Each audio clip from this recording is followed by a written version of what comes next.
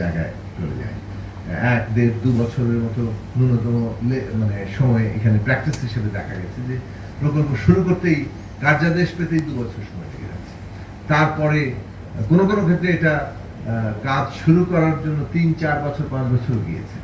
তো এইরকম যে অবস্থা তাতে আমাদের সামগ্রিক যে উন্নয়ন কর্মকাণ্ড এবং এডিপি বাস্তবায়ন এটা আসলে খুবই ধীর গতিতে চলে যায় এবং এটার ফলে যে কাঙ্ক্ষিত লক্ষ্য সেটা অর্জন করা যায় না। অর্থনৈতিক ক্ষেত্রে যে এডিপি বাস্তবায়নের মধ্য দিয়ে যে একটা গতি সঞ্চার করার কাজ সেটাও আসলে ব্যাহত হয়।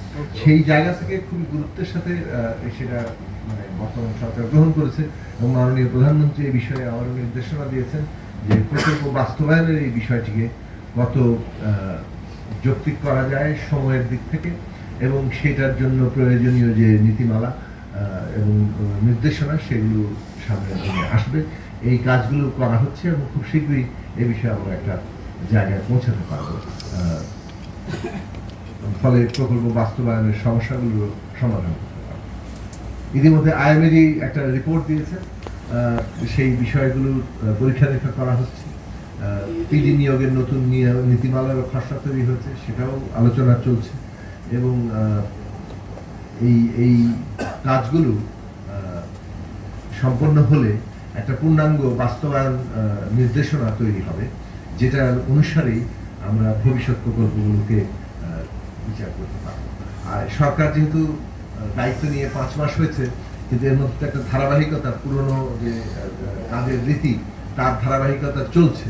এর মধ্যে যতটা সম্ভব পরিবর্তন আনা সেটা চেষ্টা হচ্ছে এবং এই পরিবর্তনটা রাতারাতি সম্ভব হয় না, ফলে নীতিগত পরিবর্তন, আইনের পরিবর্তন অথবা যে ধরনের বহুল চর্চিত দীর্ঘদিনের চর্চিত জায়গাগুলো আছে সেইগুলো পরিবর্তন করার জন্যই যথাসম্ভব উদ্যোগ নেওয়ার চেষ্টা চলছে এবং সেটা অ্যাডাপ্টেশনের মধ্য দিয়েই আমরা আশা করছি যে একটা নতুন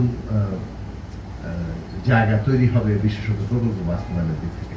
এবং এডিপি বাস্তবায়ন বর্তমান সরকার অত্যন্ত গুরুত্বের সাথে দেখছে, বিশেষত অর্থনীতির পুনরুদ্ধারকালে এডিপির পুরো বাস্তবায়ন যত বেশি সম্ভব হবে, অর্থনীতির তত গতি সঞ্চার হবে এবং সেই গতি সঞ্চারের মধ্য দিয়ে আসলে দেশি বিদেশি বিনিয়োগের একটা নতুন ক্ষেত্র তৈরি হবে। সেইটা তো আর যদি আপনাদের কোনো প্রশ্ন থাকে